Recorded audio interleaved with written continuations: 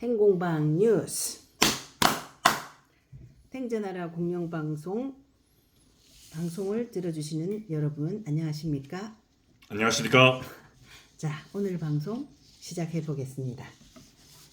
오늘은 뭐 이렇게 아주 뭔가 좀 어떤 그 세레모니를 갖춘 제가요 너무 감정적으로 하고 또 막 소리 지르고 이러니까 좀 품격이 떨어지는 것 같아서 좀 우아하게 좀 해보려고요. 좀 방송 시작해 주세요.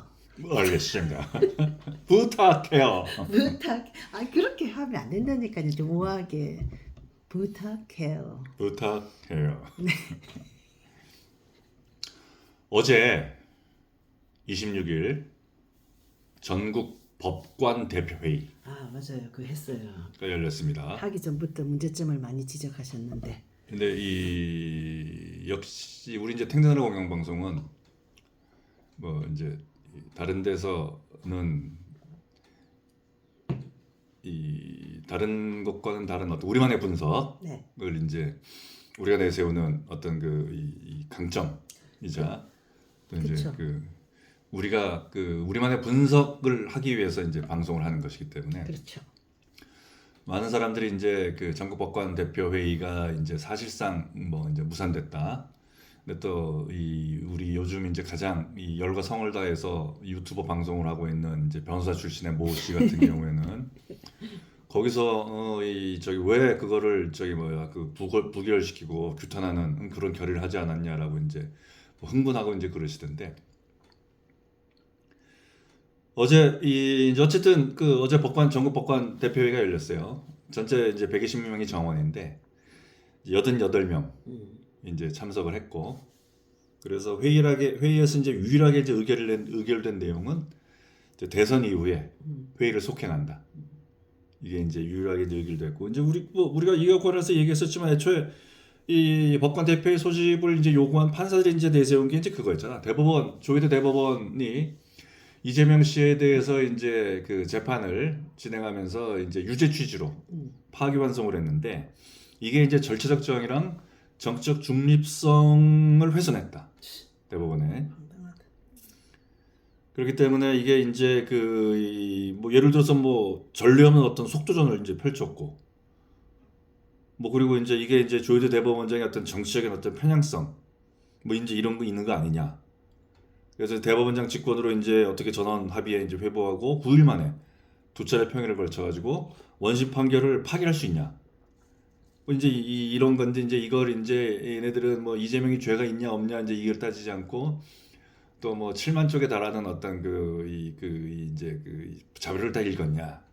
그리고 이제 내가 뽑을 대통령을 왜 니들이 뭔데 함부로 어떤 나의 어떤 선거권, 참정권을 박탈하느냐. 이제 이런 식으로 프레임을 전환해가지고 이제 공격을 해 들어가는 이제 일이 있었고, 근데 사실은 이제 우리가 얘기했던 건 그거였지. 가장 큰 거는 대법원 어떤 이 전원 합의체 회부하고 이게 이제 문제가 있다라고, 이게 이제 공직선거법과 관련된 일이고 특히나 대통령 선거의 이제 과정인 것이고, 그래서 이제 후보의 균등한 기회 또 보장하고 하는 것이었을 거라면은, 이게 이제 처음에 이제 4월 22일 날 대법원에서 이제 이 사건 상고심을 전원 합의체 회부했을 때 그때 문제제기를 했어요. 정당성을 얻는다 너희들이. 맞아요. 근데 그때까지는 스스로 자기들 다 무죄될 거다라고 이제 생각하고 있었기 때문에 입 다물고 가만히 있었던 거 아니야. 근데 이제 이게 유죄로 파기환송 판결이 나니까 사법 쿠데타다 라는 이제 음모론을 이제 만들어내가지고 이런 전국 법관 대표회의까지 간 거란 말이야. 그러니까 사법부에 있는 구성원들 스스로가 이제 사법 쿠데타라는 음모론을 만들었다. 그래서 이거를 전국 법관 대표회의라는 걸 수집하면서 이제 음모론을 이제 구체화하고 현실화하려고 했다. 이제 이게 이제 이 전국 법관 대표회의의 가장 큰 문제다라고 이제 이제 보는 거였죠. 그리고 우리가 알다시피 이제 꼼수로 이제 시작한 거 아니야. 맞아요.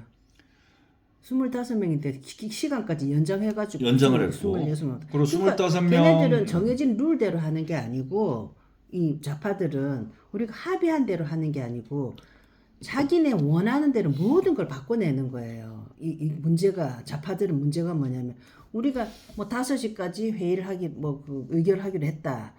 정해진 규칙이 그렇다 하면 5시까지 하고 근데 25명 안 되니까 26명이 안 되니까 그러면 이거는 회의를 안 해야겠다. 이렇게 규칙대로 정해진 룰대로 합의한 대로 이렇게 모든 사회 문제나 모든 문제를 풀어가야 되는데 모든 게 반칙인 거야 좌파들은. 그러면 정해진 그러니까 어떻게 생각하면 복싱 할 때도 게임 3분이죠 3분. 3분 끝났으면 헤어져야 되거든요. 자기 링으로 가야 되잖아. 뒤통수를 탁 때려버리잖아. 얘네들은 좌파들은. 그러니까 참 그렇게 반칙을 해버리니까 어떻게 같이 플레이하기가 정말 힘들어요. 좌파들은. 그게 이제 그 좌파의 이 속성이라고 볼 수 있어요. 좌파의 속성. 이런 어떤 행위 자체가. 그런 의미에서는 사기 탄핵파들 있죠. 국민의힘에. 걔네들은 좌파인 거예요. 룰대로 안 하고 법칙대로 안 하고 그 법칙이나 룰이나 법은 어거지로 갖다 붙인 거. 그래 윤석열이 좌파인 거야. 우파가 아닌 거야. 그것에 대해서는 이제 좌파와 우파를 이제 구분하는 방법이라든가 기준이라든가 기승전 등에 박근혜 따라서 탄핵님이. 등에 따라서 좀 차이날 수 있죠. 어찌됐든 그 이른바 어떤 그 쌍권들, 그렇죠. 그렇게 쌍권들이라 윤석열로 네. 대표되는 맞아요. 이제 사실은 이번 한밤중에 그런 짓 하는 거 봐요. 그건 좌파라니까 걔네들은. 그런 행위들을 보면 좌파가 하고 있는 어떤 그 행위 양태를 얘들이 답습하고 있지. 보고 배운 거지. 맞아, 보고 배운 거지. 원래 좌파는 아닌데 보고 배운 거지. 근데 어쨌든 우리 부부장장님 말씀하신 대로는 꼼수로 이제 해서 사실은 시작된 전국 법관 대표회의인데 이 그 내용 진행 자체도 어찌 보면은 또 이게 꼼수로 사실 진행이 됐어요. 원래 언론에 이제 공개된 안건이 뭐였냐면은 재판 독립 가치 확인과 사법 신뢰 및 법관윤리분권위원회를 통한 이제 모니터링 이제 하나였고 그 다음에 이제 흔들린 사법 신뢰 인식 및 재판 독립 침해 가능성 이걸 이제 두 가지를 안건으로 이제 한 거예요. 안건으로 이제 이제 그 언론에 공개를 했다고. 그래서 이제 당초 이제 논란이 됐던 게 대법원 판결 이재명 사건이잖아.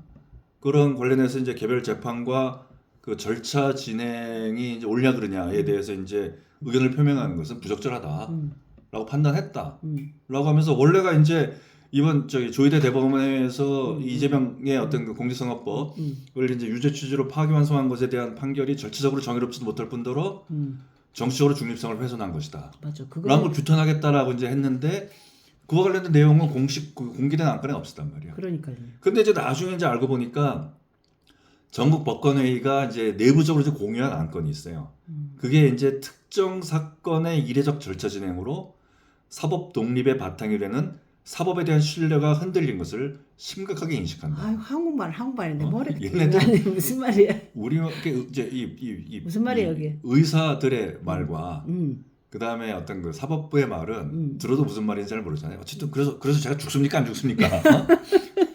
그래서 제가 유죄입니까 무죄입니까 물어봐야 돼. 자기네들 뭐 인척하려고 저런 식으로 이게 말하는 거지. 이제 사실은 이제 일본식의 어떤 어떤 표기. 우리가 이제 그 사실 이제 일본어를 예전에 이제 공부한다고 해야지 이제 일본 책을 볼 땐 동그라미 X, 동그라미 O, X를 많이 그려봐야 되잖아요. 그래서 이 말이 맞다는 얘기지 틀렸다는 얘기지. 그 애들이 문장 구조가 이제 그렇게 돼 있기 때문에 우리 법원 판결도 잘 들어보고 있으면은 그래도 유죄야 무죄야. 그러니까요. 하나하나 생각해가지고 그래서 결론이 뭐지? 동그라미 X 그러하였다고 사료되는 바가 없지 아니하다고 보여지는 바이나 뭐 이제 이런 식으로. 근데 어쨌든 특정 사건에 대한 이례적 절차 진행이 뭐야? 이재명의 어떤 대법원 판결이 이례적으로 빨리 진행됐다는 거 아니야? 네. 이게 이런 걸 해가지고 또 이게 유죄로 취지로 파기환송했기 때문에 이게 사법 독립의 바탕이 되는 사법에 대한 신뢰가 흔들렸다. 그러니까 정치적으로 조이대 중립성을 훼손했다. 이런 걸 우리가 심각하게 인식한다. 참 웃기는 애들이네. 이런 게 아주 문제는 뭐냐면 이게 공개된 안건에 있는 게 아니라 내부적으로 자기들이 공유된 안건. 속에만 이제 이런 내용이 있었다는 거야. 그러니까 처음에 우리가 공개된 안건에서는 우리가 우려했던 바대로 조회대 어떤 그거는 왜 공개를 대법원. 못 시켜요? 그거는 왜 공개를 못 시켜요? 그러면 얘네들도 얘기하는 게 그냥 이 보도 자료는 중요한 내용을 그냥 요약해가지고 보도한 참고 자료이다. 이제 이런 식으로 얘기하고 있는 거야. 꼼수지 꼼수. 그러니까 워낙 초기에 자기들은 좀 당황했을 거야. 전국 법관 대표회가 열린다 그러면 뭐 126명의 이제 법관들도 대다수가 옳다 찬성을 하고 그다음에 또 여론의 지지도 받을 줄 알았는데 아니 그 법관 내부에서도 뭐 이거 반대 맞아. 반대가 압도적으로 다수고 맞아요. 그리고 그 바깥의 언론도 어떤 그 좌파나 이런 쪽에서만 차차차차 하고야지 뭐 또 거기에 대해서 어떤 이 너희들의 어떤 그런 행위야말로 정책 중립성을 훼손하는 것이다. 너희들 그런 행위야말로 후보의 어떤 그 선거의 그 균등한 기회를 훼손하는 것이다. 반발이 있잖아. 그렇죠. 그러니까 자기도 당황한 거지. 그래서 행전하라 공영 방송에서 반발했잖아요. 그래서 이런 어떤 안건 숨긴 거지. 치사하다. 숨기고 어저께 이제 회의를 한 거란 말이야. 아이고 판사 새끼들 하는 짓이도 진짜. 에휴. 근데 어저께 회의에서 이제 그 이재명 사건을 유죄 취지로 파기환송한 대법원에 대해서 유감 표명하자. 어떤 식으로든 이런 안건이 논의가 됐어요 어저께. 그랬는데 논의가 이제 됐는데 그러니까 뭐 이제 예컨대 이런 내용이지. 대법원의 전원 합의체 판결이 사법부 신뢰에 대한 부정적인 영향을 미쳤다. 그리고 이제 전례 없는 절차 진행으로 사법부의 정치적 중립성, 절차적 정당성에 대한 의심을 불러일으켜 깊은 유감을 표한다. 이게 이제 내용이 논의가 됐는데 결국 표결로 이어지질 못했지. 그냥 논의만 하다가 반대한 사람들이 많았나 보네. 결국 아무것도 이제 결정하지 못하고 우리 그러면은 이제 끝나고 선거 끝나고 이제 다시 논의하자. 이제 이런 식으로 이제 이 결정이 된 게 이제 어저께 회의 내용이 이제 전체예요. 전체인데 우리가 이제 그런 얘기를 이제 전국 법관 대표 회의를 하면서 우리가 권력의 세 가지 속성, 권력이 어떻게 이제 행사되는지에 대한 이제 그 세 가지 이제 차원이 있는데 이제 하나가 무엇을 해라 라는 어떤 그 결정 이제 속성이고 이럴 때는 이제 가만히 있으면은 그냥 내버려 두면 하지 않을 걸 하게 만드는 게 이제 권력의 어떤 권력의 속성이다. 권력의 힘이다. 권력이 갖고 있는 힘이다. 그다음에 두 번째는 하지 마라. 그러니까 그냥 뒀으면은 무엇인가 이렇게 갔을 텐데 그렇게 가지 못하게 막는 거. 이게 이제 권력의 힘인데 가장 힘든 거는 권력자로부터 예상되는 반응에 따라서 무엇인가를 행동하는 거. 그러니까 뭐 이제 알아서 기는 거. 그렇죠. 이게 이제 권리가 갖고 있는 가장 무서운, 가장 고차원적인 그런 힘이다.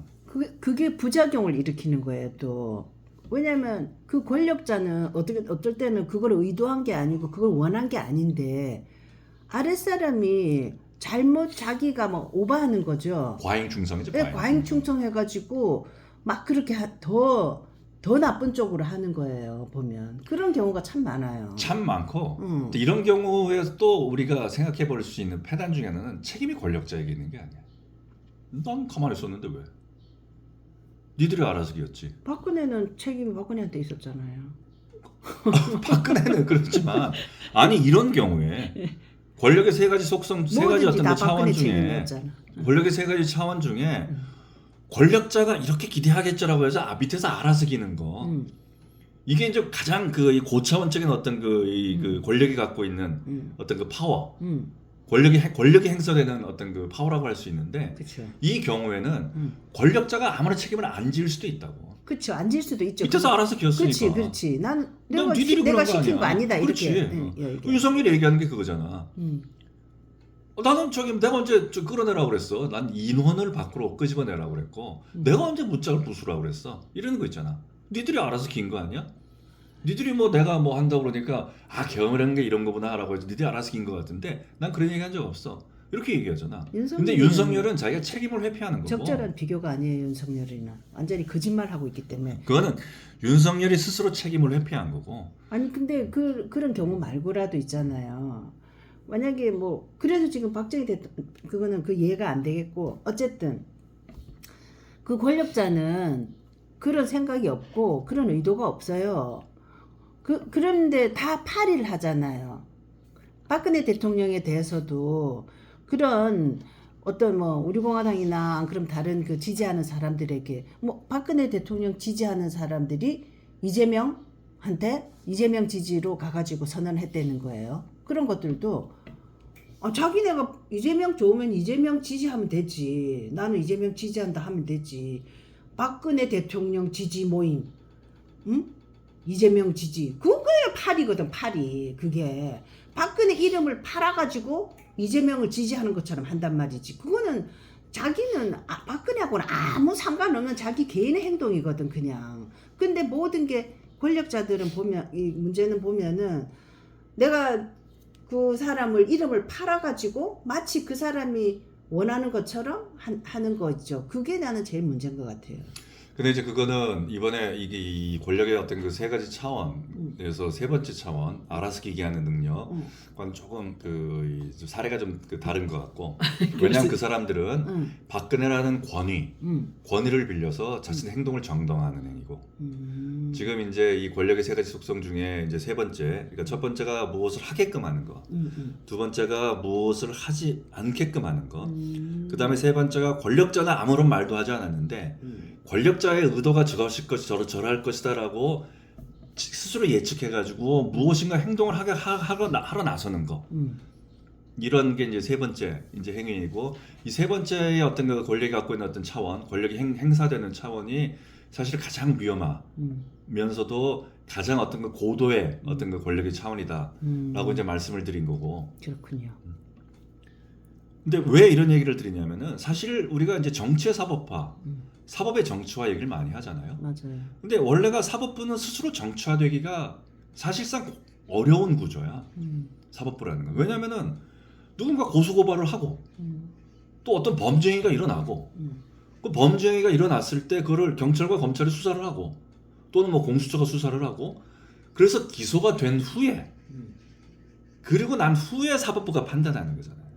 그러니까 사법부가 무엇을 만들어내는 것이 아니라고. 그치. 사법부는 무엇인가 자기한테 온 것에 그쵸. 자기가 수동적으로 반응하는 거야. 맞아요. 이게 사법이잖아. 맞아요. 그렇기 때문에 고소고발을 하고 하는 주체도 사법부가 아니고, 그치. 뭐 범죄를 만들어내는 주체도 사법부가 아니고, 또 이거를 어떤 사법부의 영역까지 끌어온 것도 사법부가 아니고. 맞지. 자기는 판단만 하는 거지. 판단만 하는 거야, 판단. 그렇지. 그래서 사실은 사법의 정치화라는 거는 그게 어떤 이게 쉬운 구조가 아니라고. 정치의 사법화라는 거는 사실은 흔하게 일어날 수 있는 일이야. 정치적으로 어떤 해결되지 그쵸. 못하는 사건들 다 이라든가 혹은 정치적으로 어떤 그 누군가를 음해하거나 혹은 또 어떤 그 음모를 꾸미고 또 뭐 이런 것들을 또 정치적으로 해결되어야 할 임에도 불구하고 해결해내지 못하게 그걸 사법부의 영역으로 던져놓으면 맞아. 사법부가 그걸 판단해야 되잖아. 그러니까 정치 사법부는 있는 거야. 그치. 근데 사법부는 그렇게 온 사건에 대해서 저희가 헌법 103조 법권의 개인과 양심에 따라서 법률에 의하여 법권의 개인의 어떤 양심으로 법률에 의해서 판단하면 되는 일이라고. 그런데 이 사실은 사법부가 스스로 정치화된 사건이 있지. 뭐예요? 사법부가 스스로 정치화된 사건. 그러니까 문재인과 김명수가 스스로 사법의 정치를 끌어들였단 말이야. 맞아요. 거기서부터 시작된 거예요. 그래서 사실은 적폐농단 행태를 자기들이야말로 스스로 적폐농단을 벌였어. 적폐를 청산한다 그러면서 자기들이 스스로 적폐농단을 벌인 거야. 맞아요. 사법의 적폐농단이야 스스로. 맞아요. 그리고 어저께 열린 전국 법관 대표회의가 그 뒤를 잇고 있는 거야. 맞아요. 이게 어저께 열린 전국 법관 대표회의가 갖고 있는 큰 문제점이거든. 근데 이제 2018년에 양승태 대법원 그래서 이제 사법농단이라고 해가지고 이제 그게 이제 수사가 시작된 거 아니야. 근데 사실 이전에 김명수 대법원장이 되면서 진상조사를 했지. 세 차례 진상조사위원회가 열렸어. 근데 세 차례 진상조사를 했는데 뭐 첫 번째 했을 때 안 나온 그만인 거 아니야. 근데 또 두 번째 또 하고 또 안 나오니까 세 번째 또 양승태 법원에 대해서 하고. 양승태 대법원에 세 대해서 번이나 해가지고 김명수 대법관이 김명수 대법원장이 대법원장이 된 다음에 대법관 내에 진상조사위원회라는 걸 만든 거야. 또 거기 인민위원회를 만들었구나. 그렇지. 사법부 안에서. 근데 그것도 첫 번째 했고 안 되니까 두 번째 했고 안 되니까 세 번째 한 거야. 그러니까 나올 때까지 매우 철아. 그러니까, 이게 이제 조선 시대에 저놈이 자백할 때까지 매우 철아. 라는 어떤 행태를 보인 거지. 그 윤석열이 우병우 잡아 넣을 때까지 계속 했잖아요. 그런데 이 세 번째 진상조사까지 했는데도 업무방해나 직권남용 등의 범죄 행위가 인정되지 않는다 라고 했단 말이야. 이 세 차례 진상조사, 세 번째 진상조사위원회에서도 업무방해나 직권남용 등의 범죄가 인정되지 않는다라고 했어. 근데 어떻게 잡아놨지 또? 뭘 걸어가지고? 근데 문재인이가 무조건 잡아 넣으라잖아. 다른 거 없잖아요. 사법농단 의혹은 반드시 규명돼야 한다 라고 얘기를 했고, 여기에 대해서 김명수가 수사에 적극 협조하겠다 이렇게 얘기한 거지. 그게 언제냐면은 그런 행위가 일어난 장소, 또 그런 행위가 일어나게 된 어떤 그 계기, 그러니까 문재인이가 사법농단 의혹은 반드시 규명돼야 된다 라고 얘기를 했고, 김명수가 그걸 받아가지고 네 수사에 적극 협조하겠습니다 라고 한 게 대한민국 사법부 70주년 기념시절이야. 어우 세상에. 그러니까 1948년에 미군정으로부터 우리가 이제 사법권을 이양받았단 말이야.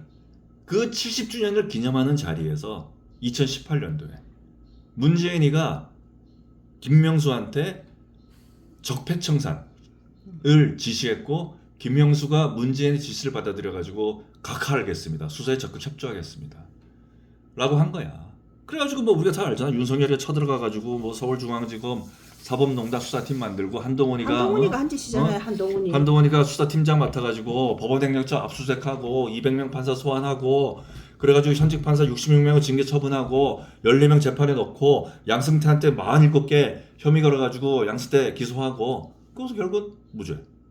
그리고 결국 무죄.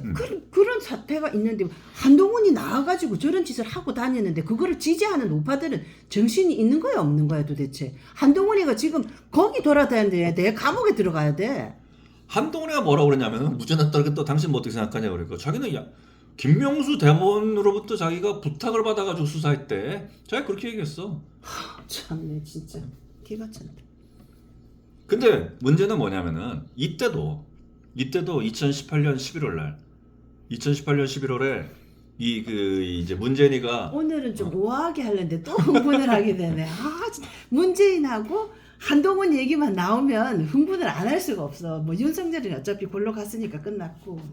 이때도 2018년 11월에 전국 법관 대표회의가 열렸어. 그때도요? 그때도.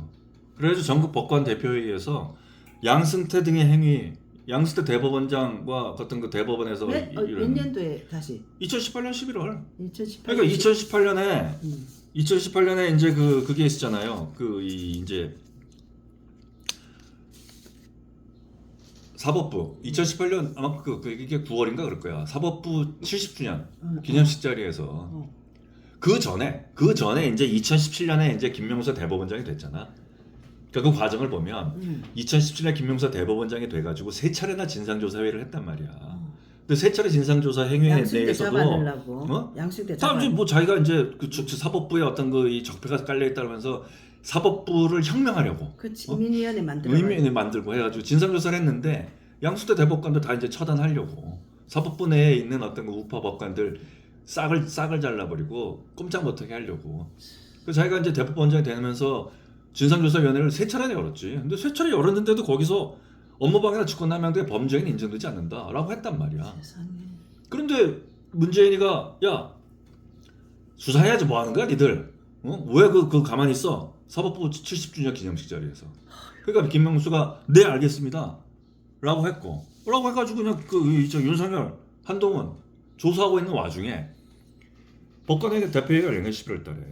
그래가지고 양승태 등의 행위를 탄핵소추 사안이다 라고 규정을 했다고 거기서 의결을 해버렸어. 와 세상에 완전히 사법부의 갑자기 사법부의 정치화가 아니고, 그러니까 그때 양승태 대법원하고 사건하고 문재인이 하고 윤석열이 하고 한동훈이 하고 완전 새빨갛게 만들어 버린 거네. 거기를 완전 인민위원회 빨갱이짓 완전 한 거네 사법부 내에서. 그러니까 이때 대법관 회의 걔네들은 동물농장에 양떼처럼 추인해주고 막 뒤에서 그냥 박수치고 대법관 회의라는 애들이 법관 회의라는 전국 법관 대표회의. 전국 법관 대표회의 얘네들이 아 정말 진짜 동물농장이다.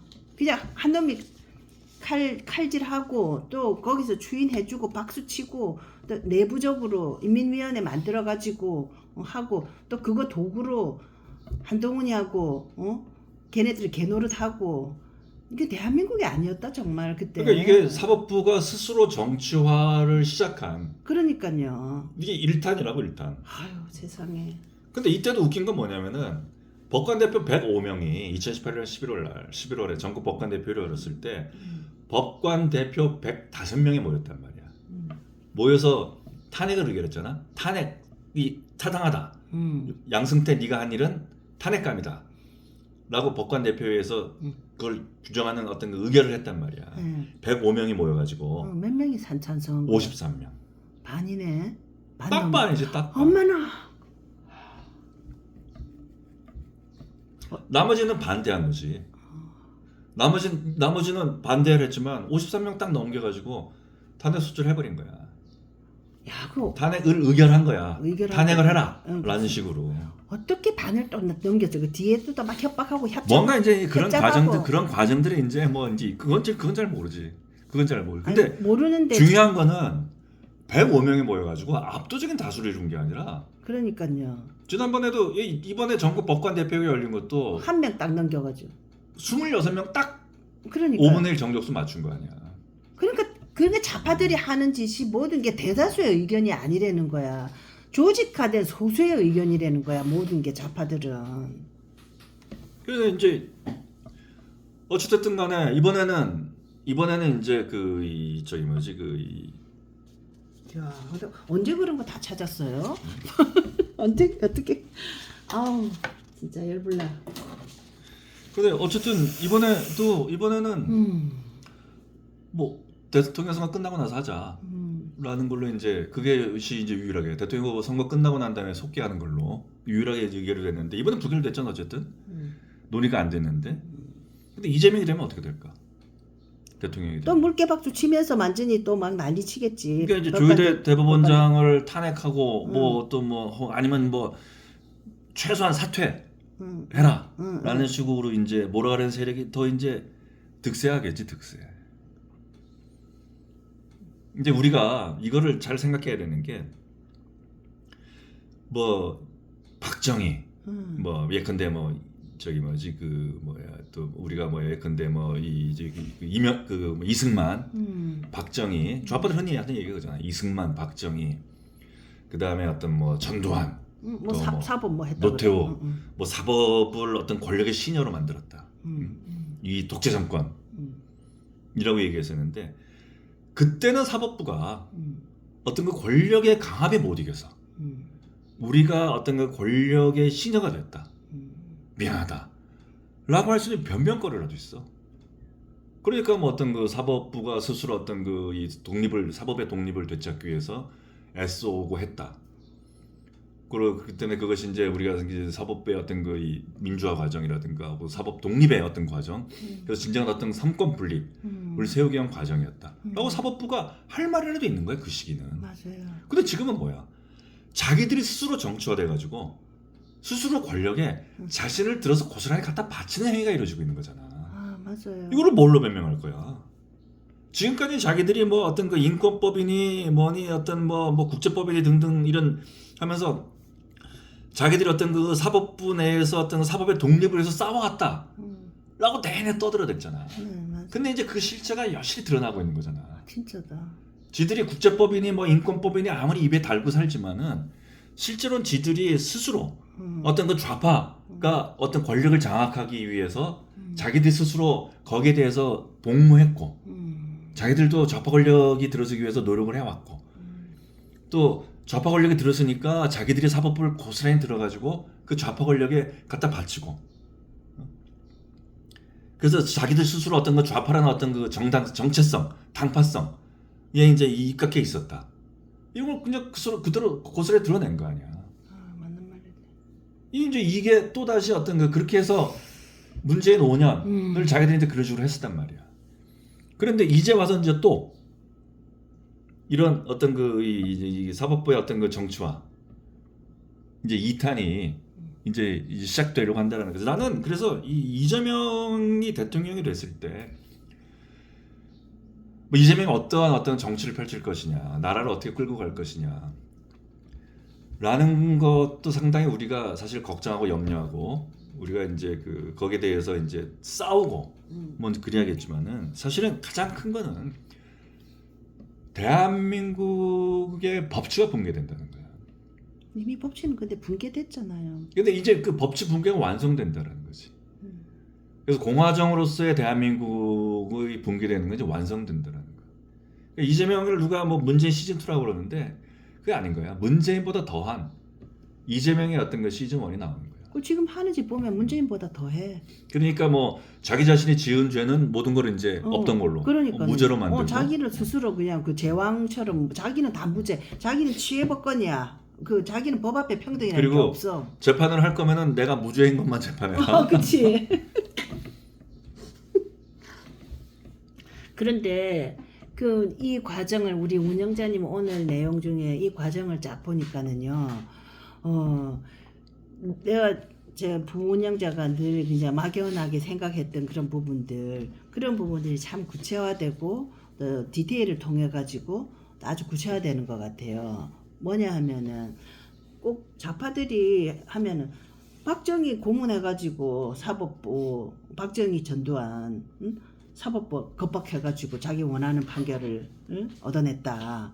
너네들이야말로 뭐 독재자고 살인자고 민주주의를 파괴한 자고 하면서 그리고 또 그렇기 때문에 박정희 이승만 뭐 전두환한테 우리는 민주화를 찾기 위해서 민주화 자유 평화 위해서 우리는 한거해왔다. 우리는 민주주의를 우리가 이뤄냈다. 이렇게 자꾸 이야기를 하거든요. 좌파. 그렇지. 법원 내에서도 국제법이니 인권법이니 네, 너희들 네. 좌파 아니냐. 그러니까 아니다. 우리는 어떤 그 법원의 사법의 독립성, 그렇지. 그다음에 어떤 그 인권 이런 거를 위해서 뭐 공부하고 우리 모여왔던 그런 모임을 따름이지 아니다라고 떠들었었잖아. 그러니까 좌파들이 모든 게 그렇거든요. 그래서 우리가 학교 다닐 때도 좌파들이 대만 애들이 막 자기는 민주주의를 위해서 이렇게 하고 공부하는 애들은 찌질한 놈 내지는 대한민국의 자유를 위해서 뭐 대의를 위해서 뭐 하지도 않고 지 출세를 위해서 뭐 지 자기 일신의 개인 영달을 위한다 하면서 막 그렇게 하면 좀 쭈그러들었단 말이에요. 우리 학교 내에서도. 그리고 이제 그런 컴플렉스들이 있는 거예요. 약간 그 우파라는 사람들이 피의식은 아니고 뭐라 그래. 하여튼 그런 이렇게 수그러드는 그런 게 있는 거예요. 좌파들이 막 자기는 젊음을 희생을 했다. 젊음을 바쳐가지고 국가를 위해서 뭐 했는데 너네들은 돈만 벌었다. 뭐 이런 식으로 막 좌파들이 매번 그런단 말이에요. 그러면 그걸 뭔가 보상해줘야 될 것 같은 쪼그러든 그런 마음들이 있거든요. 우파들은. 그래서 그런 사람 어정쩡한 그런 마음을 갖고 있는 우파들 있죠. 이 부운영자는 그런 생각 1도 없어요. 1도 없는 건 아닌데 물론 그 사람들의 희생 그래 그 사람들의 데모를 하고 국가를 위해서 자기 젊음을 바친 거 그것도 국가를 위한 거고 내 속 키운 것도 국가를 위한 거라고 생각해요. 나는 부운영. 난 속 키웠어. 내가 민주화 운동 아니지만 난 속 키웠어. 내 할 일을 하고 살았어요. 그리고 그 사람들을 비난한 적도 없어. 서로 각자의 일이 있는 거예요. 그런데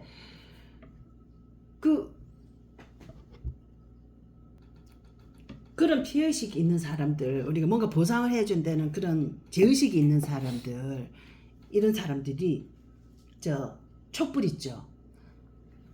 문재인 이렇게 할 때 하면서 다 쓸려 나갔어요. 우파들이. 내 주변에 있는 사람들 보면 평소 우파였거든요. 그냥 사실 살짝 우파였어. 근데 와 촛불 들고 막 그러고 하면서 박근혜 욕하고 하고 이러더라고 보니까. 그렇게 쓸려 나갔거든요. 근데 그런 상황 이런 우리가 이 속에 20-30년 있었는데 참 우파가 뭐라고 항변하기가 좀 쉽지가 않았어요, 솔직히. 그런데 난 이제 부운영자는 늘 드는 생각이 저 우파들이 좌파들이 항상 보면 박정희, 이승만 이렇게 비판하고 김대중, 김영삼 이 사람들이 비판하는 게 그 잘못에 대해서 비판하거나 국가를 잘 되기 위해서 비판하거나 이승만 때부터 늘 그래요. 그거를 사안이 잘못됐기 때문에 이승만이 박정희가 시행하고자 한 정책 또는 이승만이 시행하고자 한 정책이나 그런 게 잘못됐기에 비판한 게 아니고 있죠. 내가 권력을 차지하려고 비판하는 거예요. 무슨 말인지 알죠? 누가 반장하고 부반장 하는데 내가 반장이 뭐 잘못해가지고 내가 이 반을 잘 이끌기 위해서 반장 너 그렇게 고압적으로 하면 안 된다. 학생들에게 그렇게 하면 안 된다 하면서 그 고압적인 자세 그런 거에 대해서 비판을 해가지고 반을 좀 더 잘 꾸리기 위해서 비판하는 게 아니고 좌파들은 자기가 권력을 가져야 되는데 저놈 때문에 권력을 못 가지는 거야. 18년 동안. 그리고 국민 투표하면 자꾸 박정희가 돼.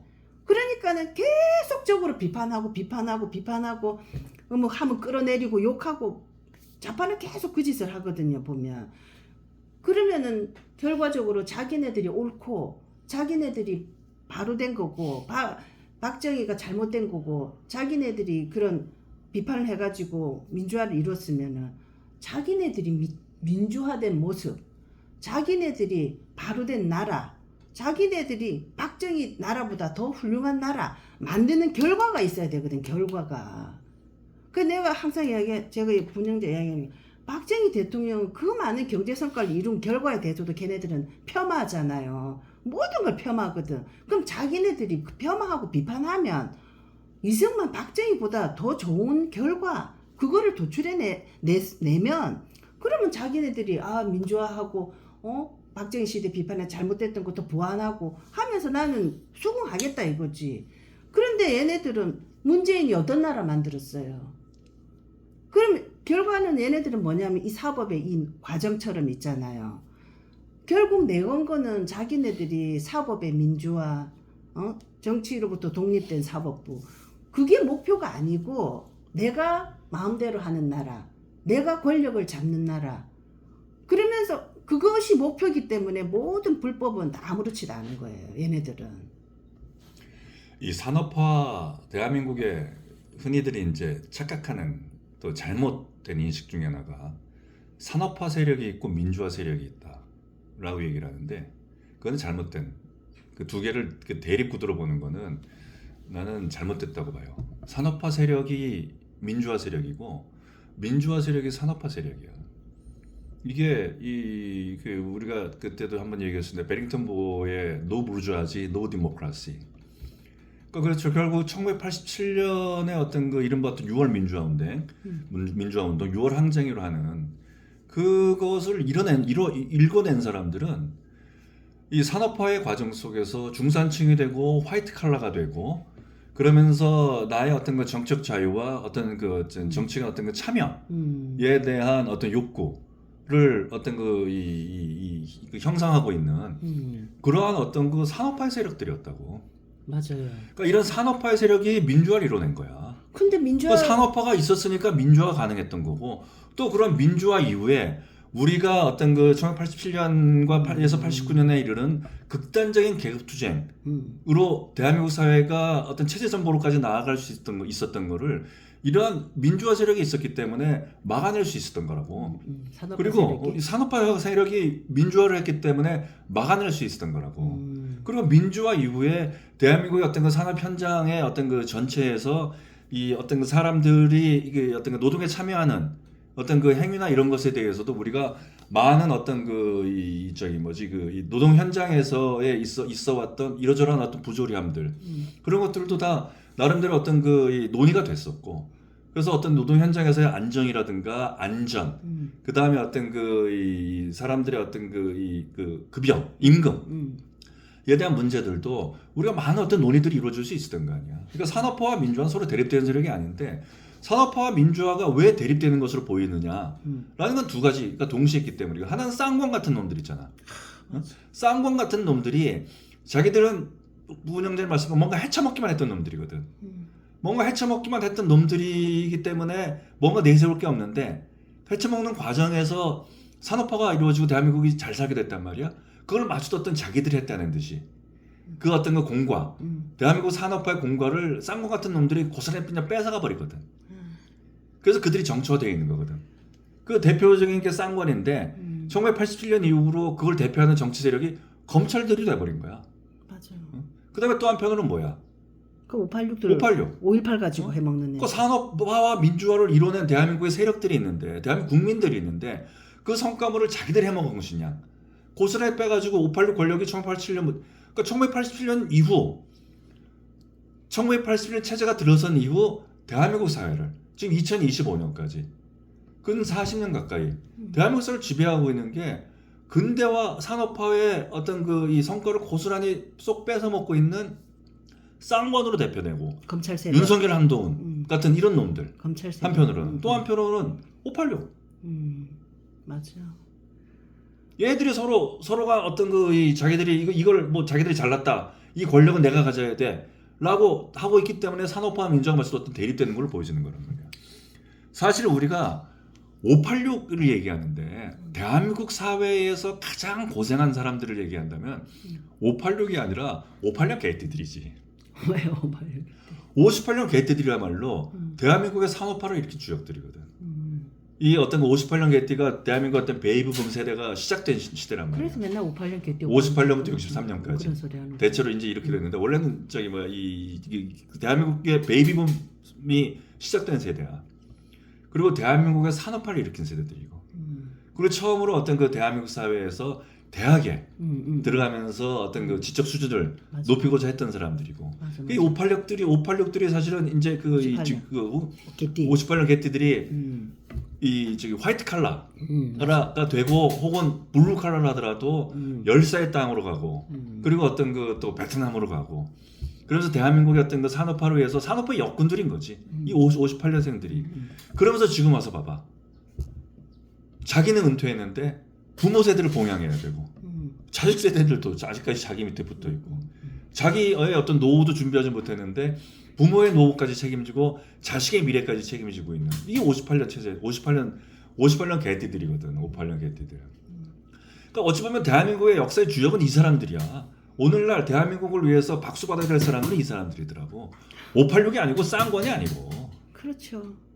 그런데 이 지금 정치권이 그거를 대변하지 않고 자기네들만의 이익을 대변하는 그래 국민들의 행복을 위해서 국민도 기승전 박근혜 대통령 국민의 행복을 위해서 그런 사람들을 위해서 봉사하고 그 권익을 지켜주고자 했던 그 대통령은 국민들이 다 모여들어가지고 내쫓아버리고 자기네들을 이익만 복무하는 탐욕에 가득 찬 지도자 그 정치 세력들만 남아 있으니까 지금 이거 나라가 법관 회의고 뭐고 이런 각 분야마다 자기네 이익만을 쫓아서 가는 거죠. 전부 다 공무원 세력도 그렇고. 아까 저기 모두의 우리 부은영님께서 좌파들의 행태, 그러니까 소수가 어떻게 이제 그 다수를 잡아먹어 들어가는가라는 이제 행태를 말씀하셨고, 사실 전국 복권 대표회를 보면은 우리가 이제 그게 이제 여실히 이제 드러나죠. 그러니까 이게 이제 이 좌파라는 자들이 보여주는 어떤 전략 전술 이 행태란 말이에요. 이재명이가 그래서 이제 이런 상황이 됐을 때 이재명이가 이제 정권을 잡으면은 진짜로 대한민국 사회의 어떤 그 법치 또 공화주의 이제 붕괴된다라고 말씀을 드렸는데 이재명이가 지금 국민 주권 정부래잖아. 자기 정부는.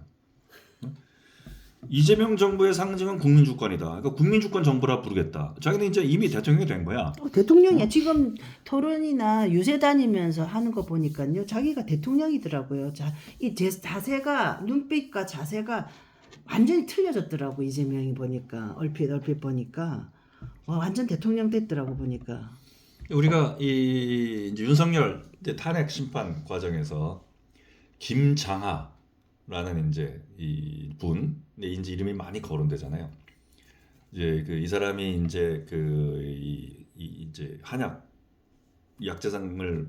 해가지고 이제 돈을 많이 버셨는데 그걸 위해서 이제 사회 다 이제 환원했고 뭐 해서 이런 어떤 이 노블리스 오블리제를 실천한 분, 훌륭한 분으로 이제 많이 이제 거론이 되고 또 이제 문영배 김장하라는 분이 이제 소환된 거는 이제 문영배가 김장하라는 분이 준 장학금으로 이제 대학을 다녔다라고 이제 얘기를 했고 그래서 이재명도 이번에 대통령 선거 과정에서 만났잖아. 근데 문영배 씨가 전 헌법재판소장이 이제 헌법재판소장에서 이제 퇴임 후에 이 김장하 어르신을 가서 이제 만났대요. 근데 만났을 때 김장하 어르신이 그렇게 문영배한테 질문을 했다는 거야. 다수결의 원칙이 민주주의의 꽃이라고 하는데 왜 요란한 소수가 조용한 다수를 지배하냐.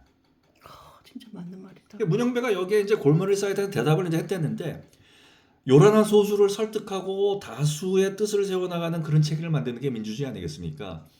라고 이제 대답을 했대. 근데 이 대답 자체는 가치가 없는 대답인데 가치가 없는 대답이지. 그러니까 질문을 이해하지 못한 거야. 그러게 그 무슨 대답이 무슨 대답의 뜻을 그러니까 잘 뭐 그냥 모르겠네. 우문의 현문의 우답을 한 건데 이게 이제 사실은 문영배라는 사람이 갖고 있는 어떤 지적 수준의 한계지 한계. 근데 뭐 그런 사람의 어떤 그 이후에 판결 이후에 뭐 인하대학교 가서 떠들고 하는 과정들을 또 뭐 헌법재판 뭐 어떤 전문이 뭐 대한민국의 어떤 뭐 교과서다라고 하는 이 떠드는 사람들의 어떤 지적 수준 또 지적 천박함 그 지적 천박함 나오니까 얘기하는데 이재명의 호텔 경제학은 대학원 수준에서 경제학을 정도로 공부해야지만 이해할 수 있다고 유시민이가 그랬다면서. 걔는 진짜 요사꾼이야. 조둥이가 아니, 완전히 어떻게- 요물이야 요물. 온라인상에서 떠돌고 있는 쪼크를 대학원에서 공부를 하나 봐. 요즘은 자기는 독일 가서 그런 공부만 했나 봐. 요물이야 요물 걔는. 근데 어쨌든 그걸 떠나가지고 요란한 소수라고 했잖아. 요란한 소수. 그러니까요. 그 참 맞는 말씀하셨네. 근데 이 요란하다는 게 뭐야? 요란하다는 게 어찌 보면은 뭐 이념의 어떤 극단성. 근데 문양배는 뭐라고 대답을 했다고요? 그러니까 요란한 소수를 설득하고 어. 그 다수의 뜻을 어떤 그 세워나가는 그런 체계 이게 이제 민주주의 아니겠느냐라고 얘기했는데. 근데 그거는 묻는 말에 대한 대답이 아닌데. 그건 그 민주주의가 뭐냐? 그러니까 이건 다수결에 대해서 얘기한 거잖아. 다수결. 그러니까 묻는 말에 대한 대답이 아니지. 아이 무슨 엉뚱한 소리를 하냐. 그래서 내가 얘기하는 게 지적 수준의 어떤 천박함 얘기하는 거 아니야. 유시민이가 그 이재명의 호텔 경제론을 듣고 그 경제론이 어이. 대학원 수준에서 대학원 공부는 해야지 논의될 수 있다, 이해할 수 있다라고 떠드는 거랑 똑같은 거야. 자기가 호텔 경제학이 뭔지 모르겠다고 이제 뭐라고 얘기할 수 있는 게 없잖아. 이게 좌파들이 뭐 하는 이게 어떤 이런 이 얼토당토하는 이 어떤 대학원 정도 대학원도 안 나온 그 똑같은 거잖아. 케인즈 몰라 케인즈? 케인즈 한 말이 바보야랑 대학원도 안 나온 새끼가 무슨 말이 떠들어? 그렇게 케인즈 모르는 사람은 딱 쭈그러드는 거지 또 거기서. 그죠? 케인즈가 저런 말 했나 하면서 케인즈는 하지도 않은 말 가지고 말이야. 그러니까 아는 사람은 케인즈가 언제 그런 말 했어 이랬는데 모르는 사람은 케인즈 유명한 경제학자가 저런 말 했구나 하면서 또 이제 아무 말 못하고 가만히 있는 거예요. 요란하다라고 얘기했을 때 근데 요란하다는 것은 여러 가지 어떤 그 의미가 있을 거예요. 아니면 이념적으로 극단성을 갖고 있는 행위도 요란하다고 이제 우리가 볼 수도 있을 거고 요란한 소수가 될 수 있는 거고 또 이제 의견 표출 형태가 이제 과격할 때 소수가 그럼 뭐 요란한 뭐 예컨대 이제 전장현처럼 그렇지. 자신들의 어떤 이 이동할 권리를 좀 획득하기 위해서 뭐 지하철의 어느 운행을 멈추게 한다든가 뭐 이런 식으로 어떤 그 의견을 표출하는 어떤 과격한 거 이것도 요란한 소수가 될 수 있을 거고 아니 또 요즘 같은 경우에는 유튜버의 어떤 소수의 유튜버들이 막 어떤 맞아요. 요란하게 떠들어야지 돈을 더 많이 벌잖아. 맞아요. 한동훈이한테 붙어 있는 게 그래서 그런 것 같아요. 돈이 되니까 그 한동훈이 지지 세력이라는 사람들이 뭐라 그럴까 한동훈이 지지 세력이라고 하면 사람들 막 몰려다니잖아요. 내가 보니까 그게 조국이 뭐 지지해가지고 뭐 조국 책 만들고 조국 영화 만들고 막 하고 막 조국 차 닦아주고 하는 것처럼 한마디로 이제 그 인플루언서라 그래야 되나? 우리가 블로그 같은 것도 뭘 보면 그 사람이 옳고 그르고 뭐 훌륭해서 따라다니는 게 아니고 그 노이즈 마켓 비슷하니 그 관심의 대상이 되는 거예요. 관심의 대상. 그러면 이제 사람에게 돈이 되거든. 나는 한동훈이한테 붙어 있는 애들이 그런 것 같아요. 조국이랑 비슷한 것 같아요. 뭐 윤석열 탄핵에 반대하고 계엄을 지지하는 것도 똑같은 거지. 어쨌든 우리 부위원장님께서는 계속 한동훈 얘기만 하시고 저는 윤석열을 끼워 넣어가지고. 아니 한동훈한테 사람들이 왜 저렇게 많이 지지하냐고 우리 운영자님 이야기하니까 그 생각이 나서 그래요. 막 조국이 차 닦아주고 뭐 조국이 무슨 영화 만들고 뭐 다큐멘터리 만들고 하는 거게 좌파들이 조국이 훌륭해서 만드는 게 아니거든요. 그냥 조국이 잘생겼고 뭐 조국으로 되고 조국 딸도 예쁘고 하면서 아무 생각 없이 그냥 조국이 억울하다 그걸 세뇌를 시켜 사람들한테. 그래가지고 걔네들이 하는 짓이 그 조국이 뭐 화장품 팔고 뭐 팔고 하는 거 보면 아무 생각 없는 20대들 있죠. 뭐 한 번 내가 한 번 본 적 있거든요. 마트 가서 뭐 사고 내용 아무것도 없는 유튜브야. 근데 걔가 이렇게 막 어그로를 끈다 그래야 되나? 사람들이 보면 관심이 가게끔 하는 그런 게 있어요. 그러니까는 조회수가 요즘은 어떨지 모르지만 올라갔거든요. 그러니까 조국도 보면은 우리가 못생기고 뭐 옷도 잘 못 입고 찌질한 사람은 재미가 없지만 막 그냥 멋있게 하고 그래 잘생기고 하면 그냥 그게 좀 보기 좋거든. 근데 그런 식인 것 같아 한동훈이가. 그러니까 그 한동훈이든 조국이든 요란한 소수를 향해서 유튜버들이 떠들 수 있는 거는 그 요란한 소수는 다수와는 달리 지갑을 열 준비가 돼 있거든. 한동훈을 떠들어주면 오케이 5만 원, 오케이 10만 원, 오케이 5천 원. 조국이 떠들어주면 오케이 0.5만 원, 0.10만 원 이렇게 언제든 지갑을 열 수 있는 열 준비가 돼 있는 요란한 소수란 말이야. 그런 의미에서 어떤 요란한 소수를 대상으로 해가지고 무엇이든 막 떠들어대는 거지. 다수 조용히 있는 다수들은 내가 뭘 떠들어도 나한테 슈퍼챗 안 쏴주거든. 나한테 영치금 안 넣어주거든. 근데 요란한 소수는 슈퍼챗 쏴주고 영치금 넣어주잖아. 그러니까 이 유튜버들이 수익을 가져다주는 구조. 요란한 소수. 의미가 있는 거지. 그렇긴 하지. 맞는 얘기네. 왜냐하면요. 그래 무슨 유튜브든지 뭐든지 어느 조직이든지 있죠. 돈 안 되는 사람들은 쭉 있고 뭐 어떻게 되면 교회도 마찬가지예요. 헌금 팍팍 하는 사람이라든지 뭐 11조 많이 내는 사람이라든지 어느 조직이나 그 영향을 끼치는 소수가 있거든요. 그냥 왔다 갔다 하는 사람이 있고 대다수. 그래 그 영향을 끼치는 사람의 소수지만 그 사람의 얘기를 들을 수밖에 없잖아요. 거기서 돈 나오고 운영되니까. 그렇죠. 그런데 이 사실 요란한 소수가 의미가 있는 경우라면은 그렇죠. 민주주의 사회에서 그렇죠. 이런 어떤 그 이념적인 어떤 극단성이나 의견 표출 행태의 어떤 과격성이나 아니면 유튜버들에게 수익을 가져다 주는 구조가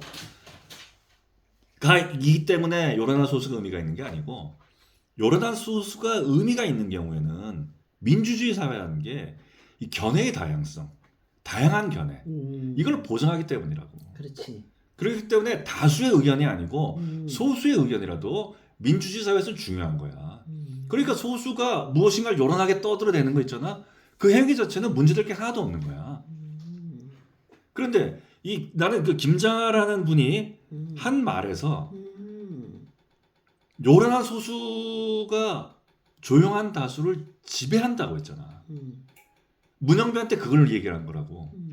근데 문영배는 지배한다라는 것 자체가 어떤 의미로 이 김장하라는 분이 모르겠어. 김장하라는 분이 그렇게 진짜 그런 의도로 얘기했는지 모르겠는데 내가 김장하라는 분이 문영배 헌법재판소장이 이제 퇴임을 가가지고 인사를 드릴 때 이런 말을 했다라고 이제 언론에서 이제 보도를 했을 때 나는 요란한 소수가 조용한 다수를 지배한다.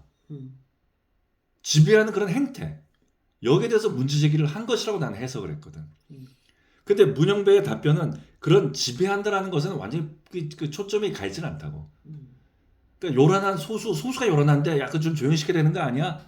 라는 식으로 받아들인 거란 말이야. 맞아요, 그러니까 맞아요. 뭐 다수결 뜻을 맞아요. 앞서서 이런 설득하고 이제 일어나는 그래서 거란 맞아요. 말이야. 그래서 그런 답이 나오는 근데 거예요. 방점은 요란한 소수가 지배한다라는 거거든. 맞아요. 이게 지금 대한민국의 현실이잖아. 근데 이재명이가 국민주권이라고 그러잖아.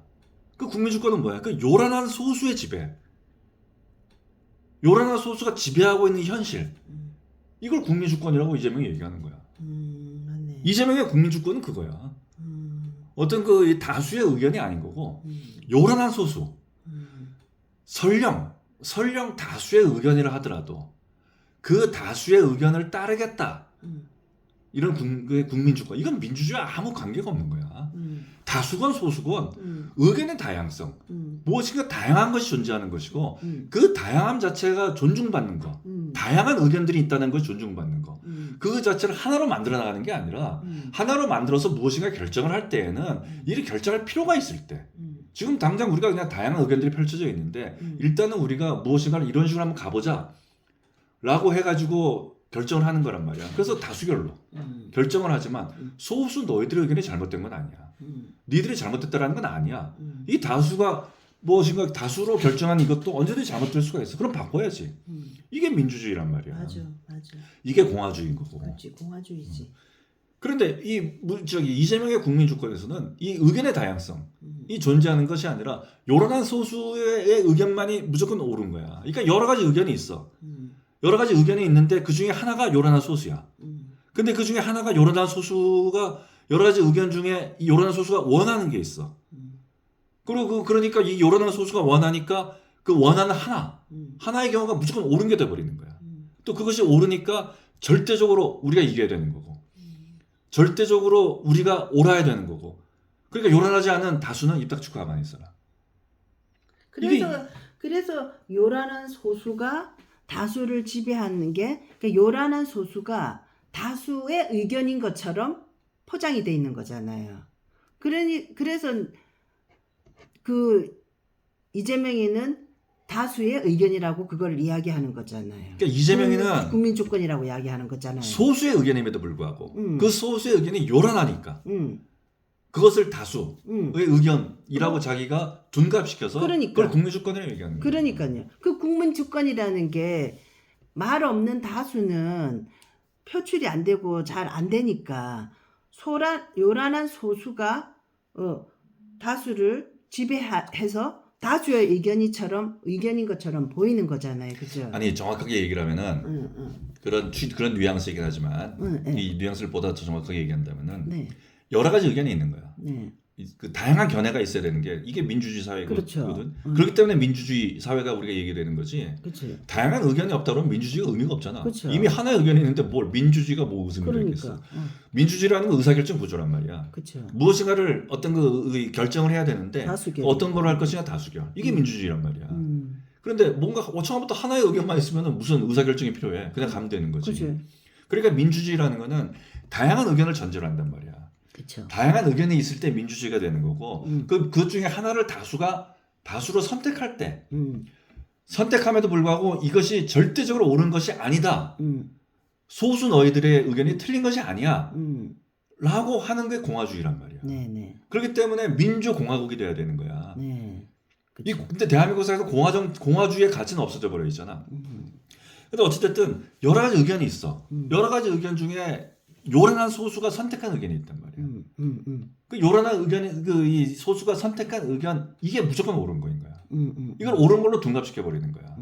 그리고 이것이 어떤 이 절대적으로 옳고 그러니까 절대적으로 옳으니까 승리해야 되는 거야. 이겨야 되는 거야. 우리는 이겼다가 되는 거야. 그리고 이겨낸 요란한 소수의 의견 이게 국민의 의견인 거야. 그리고 그래서 국민주권의 시대인 거야. 다수는 관심이 없어. 다수는 관심이 없고 요란한 소수임에도 불구하고 요란한 소수를 자기는 다수라고 보는 거야. 그래서 광장에 무슨 뭐 만든다 광장 소리 무슨 청취 뭐 만든다는 거잖아요. 그러니까 이제 그건 거지. 그것이 바로. 광장에 모인 사람 몇 명이라고. 그러니까 근데 이게 이재명이 얘기하는 국민인가 국민.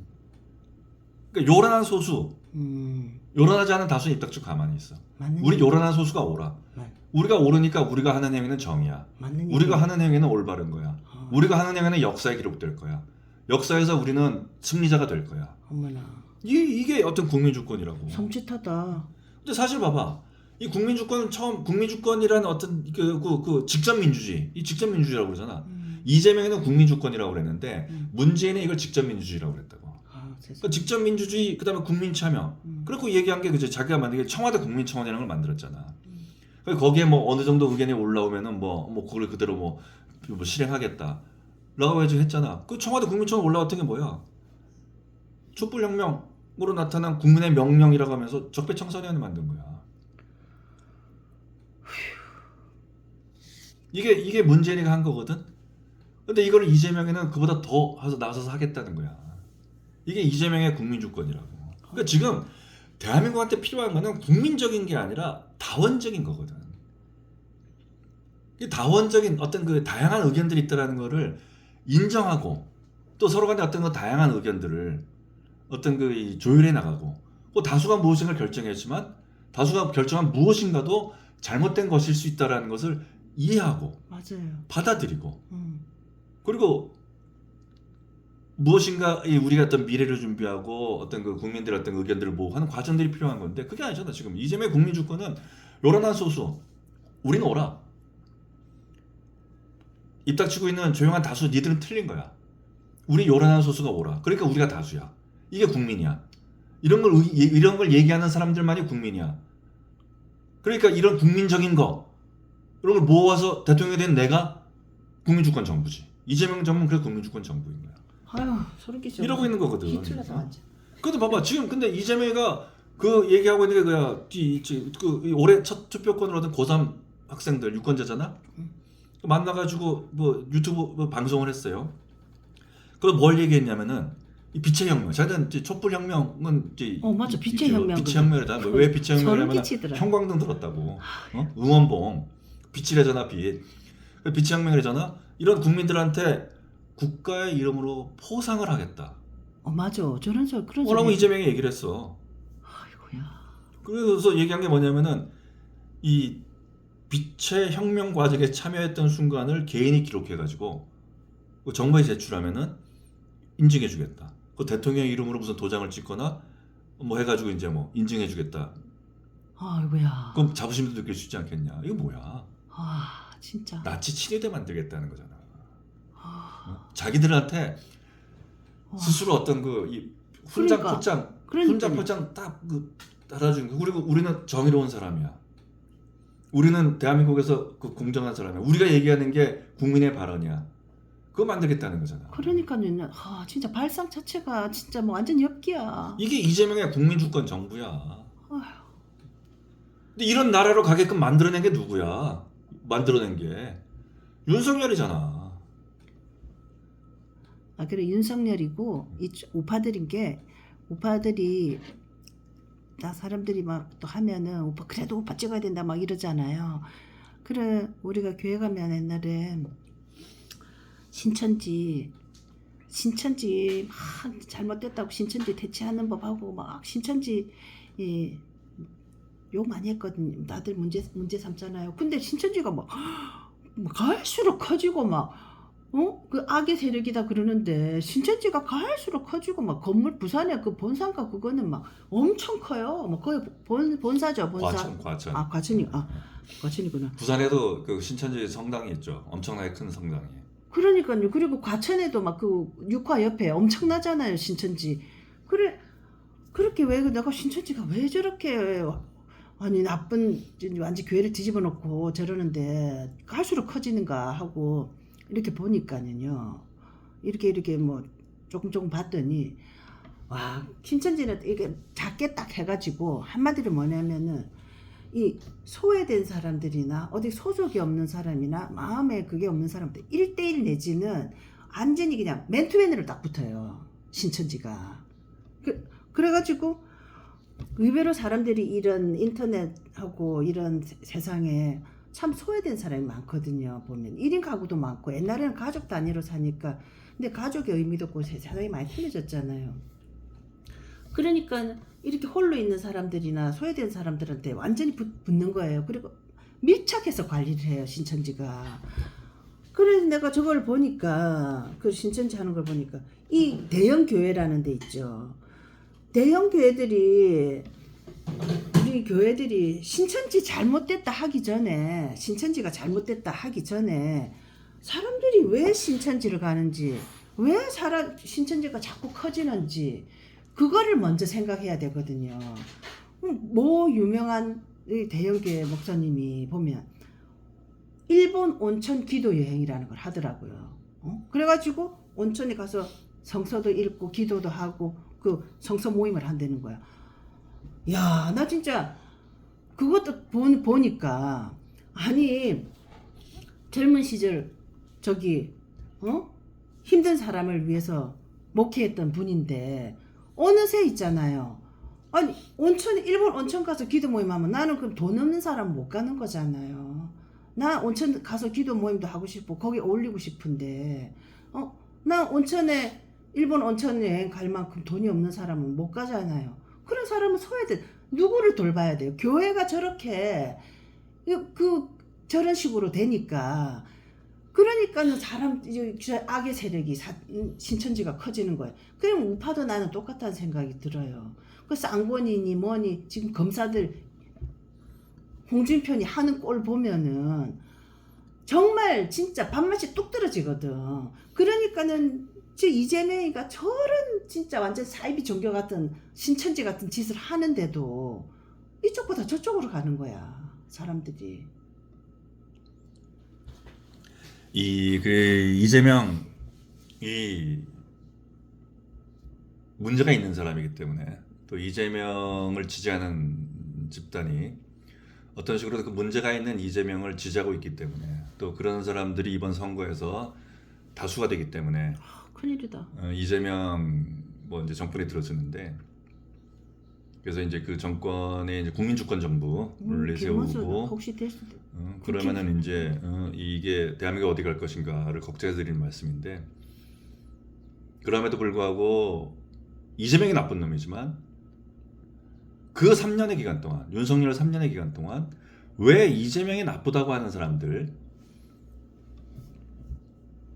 그러니까 이재명을 지지하는 사람들 지난번 선거 때 0.73% 차이였잖아. 거의 반반이었다고. 물론 0.8이라는 허경영 지지자가 있고 뭐 그러긴 했지만 또 심상정 씨를 지지한 뭐 3% 4% 사람들이 있긴 했지만은 지금 와서는 어찌됐든 간에 50%가 넘잖아. 그럼 왜 우파가 지난 3년 동안 이재명을 지지하는 사람들을 단 한 명이라도 왜 돌려세우지 못했냐는 거지. 그거는 이재명보다 윤석열이 더 나쁜 놈이었기 때문인 거야. 이재명의 모든 잘못은 윤석열보다 낫잖아. 한마디로 윤석열 때문에 다 감춰진 거야. 이재명, 김혜경 부부가 벌인 이 폐악질은 윤석열, 김건희 부부가 벌인 폐악질에 비하면은 폐악질도 아닌 거야. 그러니까 왜 조국혁신당이라는 데가 조국이라는 애를 내세워가지고 10명 이상을 득표를 할 수 있었던 이유가 뭐야? 오케이, 조국이랑 정경심은 그래 탈탈 털어가지고 조민희까지 해가지고 다 뭐 이 저기 징역 살고 뭐 하지 않았냐? 이제 그럼 윤석열은, 김건희는, 한동훈 너는 이 답변에 이 질문에 국민들이 맞네. 그 조국혁신당 찍은 거야. 지금 봐봐. 그래서 우파가 해야 될 일이 무엇인가 지금 좀 전에 말씀하신 게 그게 맞는 말이에요. 신천지로 간다. 신천지 우리 교회 들어오지 마라. 신천지 스톱. 신천지 아웃. 붙여놓고 있을 게 아니라 왜 사람들이 신천지로 가는지. 그러니까요. 이거를 그 기독교에서 반성을 해야 되는 거거든. 이거 지난번 지금 대통령 윤석열 탄핵과 계엄의 과정에서 그 앞섰던 청년들 있잖아. 젊은이들 지금 다 어디 갔어? 뭐 왔다 갔다 하잖아요. 근데 그 청년 젊은이들 있잖아. 왜 청년 젊은이들이 사람들이 사실 이제 그 보수화되는 경우에는 사실은 이제 그 아주 극단적으로 따지면은 두 가지 경우 중에 하나야. 사람들이 보수화될 때 하나는 내가 가진 게 많아. 그러니까 잃을 게 많을 때 그때 보수화된다고. 그러니까 어떤 내가 열심히 일해가지고 내가 무엇인가를 성취해내고 내가 이뤄낸 게 있잖아. 그리고 뭐 그리고 또 더 열심히 노력하면 좀 더 있을 것 같고 이런 사람들은 보수가 되는 거야. 그래서 보수는 그냥 어떤 그 삶의 방식이라고 얘기하는 거야. 좌파는 특정한 이데올로기가 필요해. 남의 걸 뺏어야지만 내게 되기 때문에 저 사람 걸 뺏을 어떤 논리적 근거를 막 만들어야 되는 거 아니야. 가치가 뭔가 제시하는 가치가 있어. 호텔 경작처럼 뭔가 뭐 얼치기 인형도 만들고 만들어내야 되는 거잖아. 우파는 아니거든. 내가 열심히 노력하는 삶의 방식 이 자체가 우파인 거야. 내가 이 삶에 만족했을 때 또 내가 이 삶의 기쁨을 느낄 때 그리고 조금 더 노력하면은 내가 무엇인가 이뤄낼 수 있구나 라는 성취감을 느낄 때 어떤 또 노력해야 된다는 어떤 그 희망 또 노력해야 되는 어떤 동기가 보여되는 거 이게 우파이거든. 그렇기 때문에 내가 무엇인가 가진 게 있을 때 그래서 내가 가진 것보다 잃을 게도 많을 때 이게 우파가 이제 보수가 되는 거란 말이야. 근데 또 하나는 뭐냐면은 내가 지금 가진 거 이 작은 거라도 잃지 말아야 할 때 이 또 우파가 되는 거야. 지금 대한민국의 20대가 딱 이런 모습이라고. 지금 내가 뭐 가진 건 거의 없어. 근데 이런 거 맞춰도 내가 뭔가 더 잃어버릴 것 같거든. 나한테 뭐 더 다가올 내가 뭐 더 할 수 있는 건 없을 것 같아. 근데 이때 던지는 거, 야 이거 중국 애들 때문이야. 요즘에 다 중국 탓이야. 뭐 이거 저기 뭐 외국인 노동자들 때문이야. 이거 좌파, 쟤네들이 말이야 종북 반국가 세력이 돼가지고 우리 걸 뺏어먹기 때문이야. 라고 걔네들한테 불을 질러놨잖아. 그 불을 질러가지고 서부지방법원 뭐 가가지고 그 난입하고 그런 거 아니야. 그래서 지금 다 지금 징역형 받고 그러고 있잖아. 근데 중국 애들이 그 의료보험이라든지 뭐 무슨 그 여러 가지 혜택들 외국인들이 갖는 있죠. 그런 것도 실제적으로 있기는 있는 거잖아요. 그런 걸 없애야 되잖아요. 우리나라 사람들이 50년대, 60년대, 70년대 미국으로 이민을 갔잖아. 미국이 기회의 땅이라고 해가지고. 그러면은 그때 가서 미국의 기회의 땅 해가지고 세탁소하고 그다음에 뭐 청과상 해가지고 열심히 살면서 돈 벌어서 지금 미국의 어떤 이민자가 돼가지고 지금 뭐 미국의 어떤 그 한인 사회가 형성이 되고 그래서 한국인이 연방 저희 하원 의원이 되고 하는 과정들 있잖아. 그 과정에 대해서 다 잘못한 거지. 아니 그건 중국 사람들은 우리나라가 기회 땅을 해가지고 온 거야. 여기 기회 땅으로 와가지고 물론 그 중에서 어떤 부패들 많지. 우리도 봐봐. 그 예전에 어떤 그 영화 보면은 누구지 이 장미희 씨랑 맞아요. 그다음에 푸른 산호초. 푸른 산호초는 아니, 그거 아니야? 룩실즈 나온 영화 아니야? 하여튼 장미 나온 영화 있었어요. 그 미국 안성기하고. 안성기랑 맞아. 가가지고 저기 뭐 위장 결혼해가지고 맞아, 드립다 맞아. 어떤 뭐 성적의 영혼하고 외우고 뭐 그러잖아. 맞아 그런 영화 있었죠. 그건 일련의 과정들인 거야. 창호 감독인가 하여튼 그런 일련의 과정들이라고. 물론 그 속에서 무엇인가 어떤 그걸 이용해 먹는 놈들도 많겠지. 그거는 논외로 합시다. 왜냐하면 실제적으로 중국에다가 너무 특혜를 많이 주거나 중국 애들이 지금 자꾸 길을 터주는 그런 부분도 없지 않아 있다고 봐요. 원영자는. 근데 어쨌든 뭐 그걸 떠나가지고 네. 사실은 이런 걔네 젊은이들을 이용해 먹기만 한 거잖아. 그렇게. 대통령 어떤 윤석열 탄핵의 과정에서 집회하고 그러면서 앞세워가지고 말이야. 윤석열 뭐 나올 때 뭐 점퍼 애들 입은 애들 가지고 그냥 끌어안기만 해주고. 윤석열 빨리 감옥에 넣어야 돼. 근데 이런 애들한테 미래가 없어가지고 극단적인 어떤 이 보수가 되고 하는 이 젊은이들한테 미래를 만들어줘야지. 자기네 미래만 챙기니까 쌍권이. 그래. 이런 젊은이들 동원하고 이용해 먹는 정치. 우파는 이런 정치를 해왔다고. 그 반성을 해야지. 근데 어찌됐든 간에 지금 전국 법관 대표 회의부터 시작해가지고 이재명의 어떤 국민주권 정부를 얘기를 했는데 이제 좀 또 원래는 지난주에 하려고 했다가 시간상 못하고 또 오늘 하려고 했다가 또 넘어가고 그러는데 대통령 선거가 끝나면 그러니까요. 그 뒤에 어찌 그럼 그때는 이제 우파가 개혁할 수 있겠지. 아. 보수가 개혁할 수 있겠지. 아. 꿈인 거야. 꿈 깨야 돼. 지금 이런 상황이면. 어쨌든 한동안 우리나라가 이제 어쨌든 이재명이가 또 한술 더 떠가지고 문재인에도 더 극악함을 더 보여줄 거니까 좀 실현의 시기가 올 것 같아요. 어쨌든 오늘은 여기까지 하지만 네. 그렇지만 실현의 시기가 온다고 하지만 그래도 우리가 희망을 갖는 건 뭐냐면은 이번 전국 법관 대표 회의가 벌어졌지만 그리고 2018년도에 전국 법관 대표 회의를 통해 가지고 양승태 대법원장은 탄핵되고 최소한 사퇴시켜야 된다. 탄핵해도 괜찮다라는 어떤 동의안 제출하고 했을 때에도 상당히 많은 법관들이 거기에 대해서 반대를 했었고. 그러니까 반이나 반대를. 이번 전국 법관 대표 회의에서도 상당히 많은 법관들이 반대하는 법관들이 있단 말이야. 그래. 이런 어떤 이런 사람들이 그래. 전국 법관 대표뿐만이 아니라 우리 사회의 다수로 있어. 맞아요.